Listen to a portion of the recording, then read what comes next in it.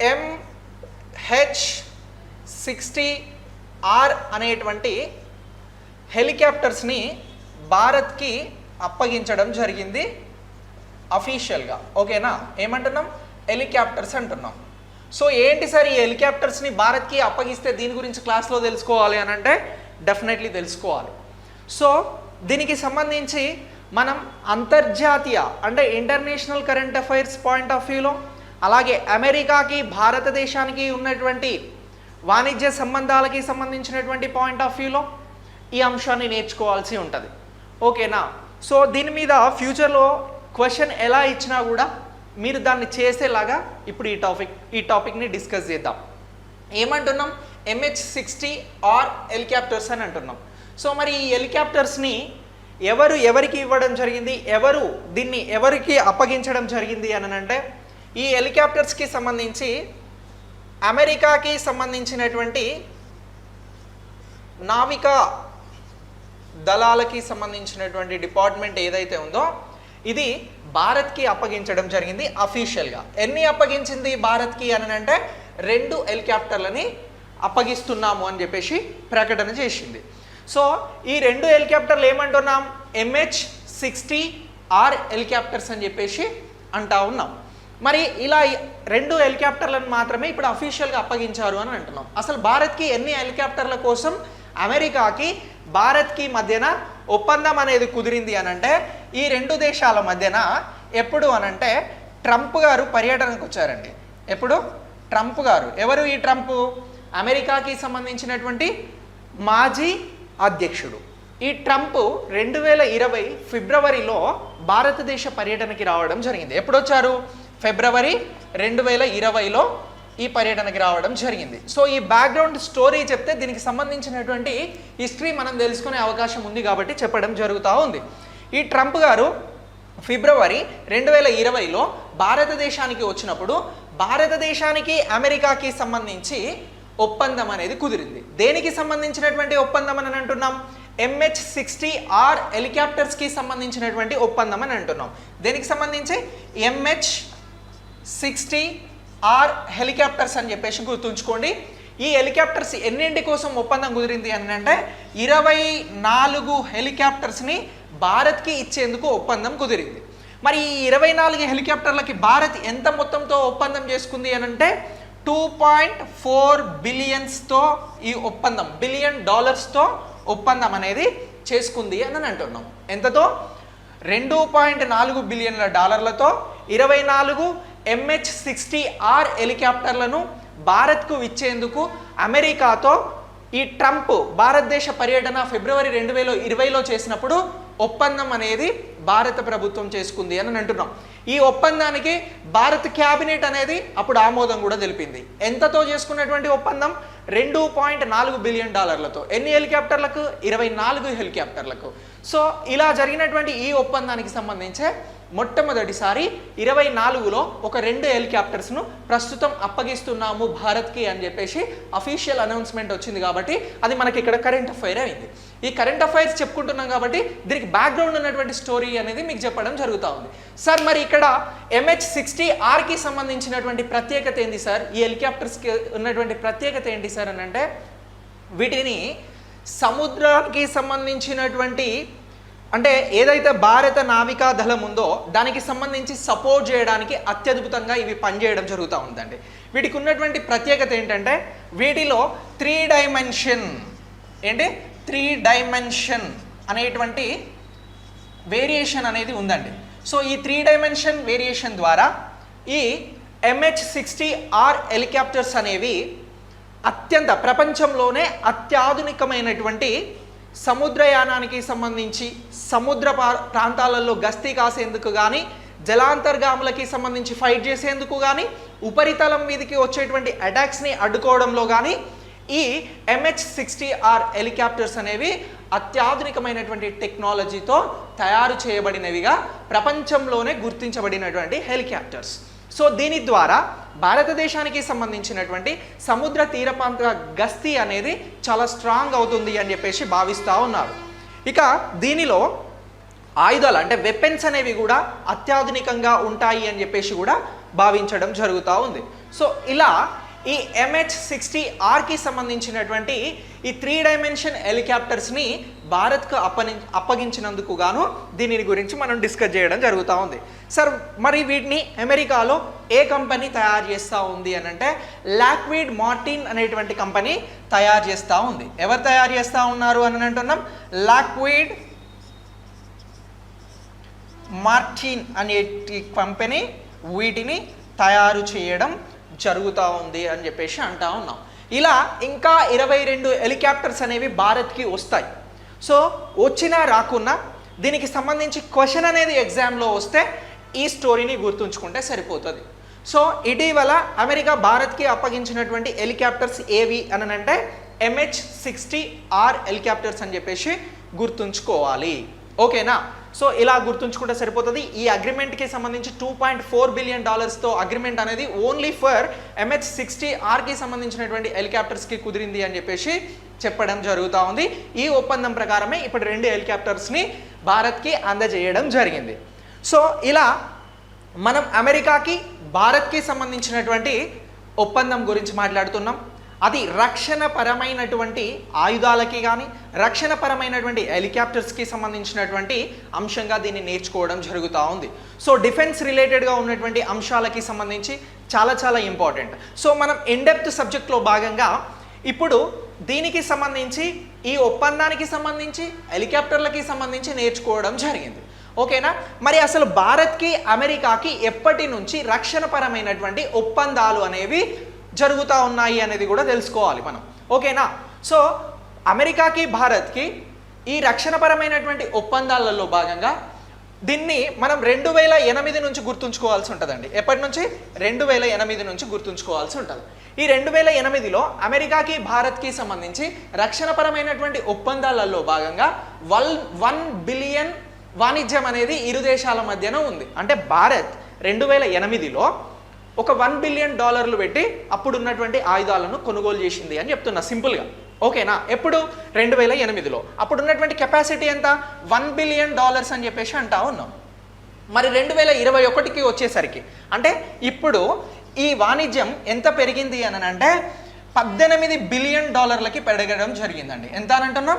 $18 billion పెరిగింది అని అంటున్నాం. సి ఫ్రెండ్స్, మీ కరెంట్ అఫైర్స్లో భాగంగా ఒక అంశాన్ని మనం తీసుకున్నట్లయితే దానికి సంబంధించినటువంటి బ్యాక్గ్రౌండ్ స్టోరీ అంతా ఇవ్వడం జరుగుతూ ఉంది. దీన్ని మీరు పొందుపరచుకోండి. జీకే పాయింట్ ఆఫ్ వ్యూలో కానీ కరెంట్ అఫైర్స్ పాయింట్ ఆఫ్ వ్యూలో కానీ ఇది మనకు ఎంతగానో ఉపయోగపడేటువంటి సబ్జెక్ట్. సో నెగ్లెక్ట్ చేయొద్దు, మీరు నోట్స్ రెడీ చేయండి. ఓకే? ఎంత అని అంటున్నాం? ఇప్పటికీ $18 బిలియన్ ఈ వాణిజ్యం అనేది పెరిగింది అని అంటున్నాం. ఎప్పటి నుంచి? 2008 నుంచి 2021 వరకు. అంటే ఎంత? 13 సంవత్సరాలలో $18 బిలియన్ వాణిజ్యం అనేది పెరిగింది. సో ఇలా వాణిజ్యం పెరగడంతో 2016లో ఏం చేసింది అమెరికా అంటే భారత్ని మేజర్ డిఫెన్స్ పార్ట్నర్గా తీసుకోవడం జరిగింది. ఏమంటున్నాం? 2016లో భారత్ ఇంత ఎక్కువ మొత్తంలో అమెరికా నుంచి ఆయుధాల కోసం ఒప్పందాలను చేసుకుంటుంది, కొనుగోలు చేస్తూ ఉంది కాబట్టి అని చెప్పేసి 2016లో అమెరికా భారత్ను మేజర్ డిఫెన్స్ పార్ట్నర్గా గుర్తించింది అని అంటున్నాం. ఎప్పుడు అమెరికా భారత్ని మేజర్ డిఫెన్స్ పార్ట్నర్గా గుర్తించింది? ఆ ఏడాది ఏంటి అని అంటే 2016 అని చెప్పేసి గుర్తుంచుకోవాల్సి ఉంటుంది. ఓకేనా? సో ఇలా దీనిని గుర్తుంచుకోండి. మరి సార్ అమెరికా నుంచి భారత్ ఆయుధాలను కొనుగోలు చేస్తూ ఉంది, హెలికాప్టర్లను కొనుగోలు చేస్తూ ఉంది అని చెప్తా ఉన్నాం. ఇంకా అమెరికా కాకుండా ఎక్కువ మొత్తంలో ఎవరి దగ్గర నుంచి కొనుగోలు చేస్తుంది ప్రపంచంలో అని అంటే భారత్ రష్యా నుంచి అత్యధిక ఎక్కువగా కొనుగోలను చేయడం జరుగుతూ ఉంది. ఎక్కడి నుంచి చేస్తూ ఉంది అని అంటున్నాం?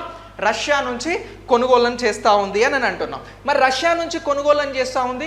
ఆ తర్వాతి స్థానంలో భారత్కి అమెరికా ఉంది, కొనుగోళ్ళకి సంబంధించి డిఫెన్స్కి సంబంధించినటువంటి ఎక్విప్మెంట్ కొనుగోళ్ళకి సంబంధించి. ఆ తర్వాత ఇజ్రాయెల్ ఉంది. సో ఇలా భారత్ అనేది పలు దేశాల నుంచి ఈ ఆయుధ సంపత్తిని సమకూర్చుకోవడం జరుగుతూ ఉంది. ఓకేనా? సో మరి అమెరికాకి అలాగే భారత్కి సంబంధించి 2016లో మేజర్ డిఫెన్స్ పార్ట్నర్గా గుర్తించింది అని అంటున్నాం. ఇక నేను మిమ్మల్ని ముందు ఒక ప్రశ్న అడిగిన. ఏమడిగినాను అని అంటే స్ట్రాటజీస్కి సంబంధించి ఏదైతే ఉందో దానికి సంబంధించి ఎప్పుడు గుర్తించడం జరిగింది అని అంటే ఎస్ఏటీగా అని చెప్పేసి అంటున్నాం. సో ఎస్టీఏగా ఎప్పుడు గుర్తించడం జరిగింది? స్ట్రాటజిక్ ట్రేడ్ ఆథరైజేషన్గా ఎప్పుడు గుర్తించింది భారత్ను అమెరికా అని చెప్పేసి అడగొచ్చు. ఏమంటున్నాం? స్ట్రాటజిక్ ట్రేడ్ ఆథరైజేషన్ అని అంటున్నాం. దీనిని ఎప్పుడు గుర్తించింది అని అంటే దీనిని 2018లో గుర్తించింది. ఎప్పుడు గుర్తించింది? 2018లో గుర్తించింది. సింపుల్గా దీన్ని స్టేట్మెంట్ లెవెల్ క్వశ్చన్గా అడగాలి అనుకున్నప్పుడు అమెరికా భారత్ని అని చెప్పేసి ఒక క్వశ్చన్ మార్క్ వేసి స్టేట్మెంట్ నెంబర్ 1 ఏంటి? మేజర్ డిఫెన్స్ పార్ట్నర్ 2016గా భారత్ని గుర్తించింది అనేది స్టేట్మెంట్ 1. స్టేట్మెంట్ 2లో ఎస్టీఏ 1 అని గుర్తుంచుకోండి. ఎస్టీఏ 1గా 2018లో భారత్ను అమెరికా గుర్తించిందని 2 స్టేట్మెంట్లు ఇస్తే 2 కూడా సరైనవి అని చెప్పేసి గుర్తుంచుకోవాలి. ఓకేనా? సో ఇలా ఎక్కువ మొత్తంలో వాణిజ్యానికి సంబంధించి డిఫెన్స్ వాణిజ్యానికి సంబంధించి డిఫెన్స్కి సంబంధించినటువంటి అంశాలను కొనుగోలు చేస్తున్నందుకు సంబంధించి అమెరికా అనేది భారత్ని ఇలా 2 విధాలుగా గుర్తించడం జరిగింది. ఓకేనా? అంటే ఇప్పుడు మనకు ఆన్సర్ వచ్చింది కదా, 2018లో SAT 1గా అమెరికా భారత్ను గుర్తించింది అని అంటున్నాను. నేను క్వశ్చన్ ఏమడిగినా, ఆసియాలో ఎన్ని దేశాలు ఇలా గుర్తించబడ్డాయి అని అన్నా, ప్రపంచంలో అమెరికా చేత SAT 1 కింద గుర్తించబడ్డటువంటి దేశాలు ఎన్ని కూడా అని చెప్పేసి స్టార్టింగ్లో అడిగినా. సో SATగా ఆసియా కాంటినెంట్ నుంచి గుర్తించబడినటువంటి దేశాలుగా జపాన్ ఉంది, అలాగే సౌత్ కొరియా ఉంది, తర్వాత భారత్ ఉంది. సో ఈ 3 దేశాలను గుర్తుంచుకోండి. క్వశ్చన్ ఎలా అడిగినా కూడా మనం ఇవ్వాలండి. ఏమంటున్నాం? జపాన్, సౌత్ కొరియా, అలాగే ఇండియా. సో ఈ 3 కూడా ఏంటి అని అంటే ఎలా గుర్తించబడ్డాయి? SAT 1గా గుర్తించబడినటువంటి ఆసియా ఖండానికి సంబంధించినటువంటి దేశాలు అని అంటున్నాం. మరి ప్రపంచంలో ఎన్ని దేశాలు ఇలా గుర్తించబడ్డాయి అని అంటే మొత్తం 37 దేశాలను SAT 1గా గుర్తించడం జరిగింది. SAT అంటే ఏమంటున్నాం? Strategic trade. STA అని అంటే ఏంటి? స్ట్రాటజిక్ ట్రేడ్ ఆథరైజేషన్ అని అంటున్నాం. దీన్ని నేను STA అని రాస్తున్నా, మళ్ళీ ఒకసారి సరి చేసుకోండి. స్ట్రాటజిక్ ట్రేడ్ ఆథరైజేషన్ 1 కింద గుర్తించబడినటువంటి దేశాలు ప్రపంచంలో 37 ఉంటే ఆసియా ఖండం నుంచి 3 ఉన్నాయి. అవి 1 జపాన్, 2 సౌత్ కొరియా, 3 ఇండియా అని చెప్పేసి అంటా ఉన్నాం. సో ఇలా దీనిని కూడా గుర్తుంచుకోండి. సార్ మీరు STA 1 అని చెప్పేసి అంటున్నారు, స్ట్రాటజిక్ ట్రేడ్ ఆథరైజేషన్కి సంబంధించి గుర్తిస్తే ఏమవుతుంది సార్ అమెరికా అని అంటే, అమెరికా చట్టం ప్రకారం హై టెక్నాలజీ ఉన్నటువంటి వెపన్స్ని అమ్మకాలు కొనుగోలు చేసేందుకు సంబంధించి ఎలాంటి పరిమితులు అనేవి ఉండవు. సో అలా ఎవరైతే మేజర్ డిఫెన్స్ పార్ట్నర్స్ ఉన్నారో వారిని గుర్తిస్తూ ఉంది అమెరికా. సో అలా లేకున్నట్లయితే వారిపైన ఆంక్షలు అనేవి ఉంటాయి. సో ఇప్పుడు ఈ STA 1 వల్ల మనకు భారత్కు వచ్చినటువంటి లాభం ఏంటి అని అంటే హై టెక్నాలజీ వెపన్స్కి సంబంధించి ఇరు దేశాల మధ్యన కొంత ర్యాపో అనేది ఉంటుంది, కొన్ని సత్సంబంధాలు అనేవి ఉంటాయి. సో ఈ పాయింట్ని కూడా మనం STA 1కి సంబంధించి గుర్తుంచుకోవాలి. సార్ మరి 2008 నుంచి కూడా 2021 వరకు అమెరికా నుంచి మేజర్గా భారత్కి వచ్చినటువంటి వెపన్స్ ఏంటి, హెలికాప్టర్స్ ఏంటి, విమానాలు ఏంటి అని అంటే గుర్తుంచుకోండి. ఏంటి అని అంటే 2000 కాదు, ఏమంటున్నాము అని అంటే హెర్క్యులస్ అనేటువంటి విమానాలు, వీటిని C-130 అని చెప్పేసి అంటారు. హెర్క్యులస్ విమానాలు భారత్కి అమెరికా నుంచి రావడం జరిగింది. ఓకేనా? సో ఎక్కడైనా రఫ్ చేసి రాస్తా. ఓకే, ఇక్కడ రాసుకోండి. ఇది రఫ్ చేస్తున్నా. ఏమంటున్నాము అని అంటే కొన్ని అమెరికా నుంచి భారత్కు వచ్చినటువంటి ఇంపార్టెంట్ హెలికాప్టర్స్ కానీ విమానాలను గురించి కానీ నేను ఇప్పుడు చెప్పడం జరుగుతూ ఉంది. ఓకేనా? C-130 హెర్క్యులస్ విమానాలు ఏరోప్లేన్స్. ఓకేనా? అలాగే పోసిడాన్ విమానాలు. ఏంటి? Poseidon aeroplanes. గ్లోబ్ మాస్టర్ ఇవన్నీ కూడా అత్యాధునికమైనటువంటి విమానాలండి. మనం హెలికాప్టర్తో స్టార్ట్ చేసిన టాపిక్ ఇప్పుడు అమెరికా నుంచి ఇంతకు ముందు వచ్చినటువంటి విమానాల గురించి చెప్పడం జరుగుతూ ఉంది మీకు. ఓకేనా? సో ఇలాంటి విమానాలు రావడం జరిగింది. ఇప్పుడు ఏమన్నాం మనం? MH-60R అని చెప్పేసి అన్నాం. సో MH-60R అనేది హెలికాప్టర్. ఇది సముద్ర తీర ప్రాంతంలో గస్తీ కాస్తుంది. ఇది ఉపరితలం నుంచి ఉన్నటువంటి లక్ష్యాలను ఛేదించగలుగుతుంది. అలాగే సముద్రంలో ఉన్నటువంటి జలాంతర్గాములకి సంబంధించి కూడా ప్రొటెక్షన్ ఇవ్వగలుగుతుంది, ఆయుధ సంపత్తిని భారీగా మోసుకెళ్ళగలుగుతుంది అని అంటున్నాం. హెలికాప్టర్కి సంబంధించి అది MH-60. సో ఇలాంటి హెలికాప్టర్స్ కాకుండా ఇంకేమైనా హెలికాప్టర్స్ ఉన్నాయని అంటే ఉన్నాయండి. అమెరికా నుంచి వచ్చినవి ఏంటి అని అంటే CH-64 హెలికాప్టర్ ఏంటి అని అంటే ఇది అపాచీ హెలికాప్టర్ అనేది ఇంపార్టెంట్. అలాగే CH-47కి సంబంధించినటువంటి AH-47కి సంబంధించినటువంటి చినూక్ హెలికాప్టర్స్. అలాగే ఇవన్నీ కూడా అమెరికా నుంచి మనకు దిగుమతి చేసుకోబడినటువంటి అండి, అమెరికా నుంచి ఇంపోర్ట్ చేసుకోబడినటువంటి ఇంపార్టెంట్ విమానాల గురించి, హెలికాప్టర్స్ గురించి చెప్పడం జరుగుతూ ఉంది. ఓకేనా. అలాగే ఇప్పుడు వస్తున్నటువంటి MH-60R కూడా ఇక్కడ మీరు గుర్తుంచుకోండి. MH-60R అనేటువంటి హెలికాప్టర్ అనేది కూడా మనకు చాలా చాలా ఇంపార్టెంట్గా గుర్తుంచుకోండి. ఇక ఇవే కాకుండా ఏవైతే గన్స్, వెపన్స్ ఉన్నాయో ఇవి కూడా చాలా ఎక్కువ సంఖ్యలో అమెరికా నుంచి భారత్ అనేవి ఇంపోర్ట్ చేసుకోవడం జరిగింది. ఇవన్నీ కూడా అత్యాధునికమైనటువంటి విమానాలు, హెలికాప్టర్లు అని అంటున్నాం. ఇవన్నీ కూడా 2008 నుంచి భారత్కి సంబంధించి రక్షణపరమైనటువంటి ఒప్పందాల ద్వారా భారత్కి వస్తున్నటువంటి హెలికాప్టర్లు, విమానాలు అని చెప్పడం జరుగుతూ ఉంది. సో ఈ టాపిక్ అంతా మనం MH-60R హెలికాప్టర్స్ గురించి మాట్లాడుతున్నాం కాబట్టి చెప్పడం జరిగింది. ఓకేనా. సో ఇలా ఈ టాపిక్ని మొత్తం కూడా మీరు అప్డేట్ చేసుకోండి, నేషనల్ ఇంటర్నేషనల్ పాయింట్ ఆఫ్ వ్యూలో, డిఫెన్స్ పాయింట్ ఆఫ్ వ్యూలో, అలాగే ఇటీవల అమెరికా నుంచి భారత్కి ఇంపోర్ట్ అవుతున్నటువంటి హెలికాప్టర్స్ పాయింట్ ఆఫ్ వ్యూలో. Okay, is it clear? అర్థమైందా అందరికీ? అర్థమైందా?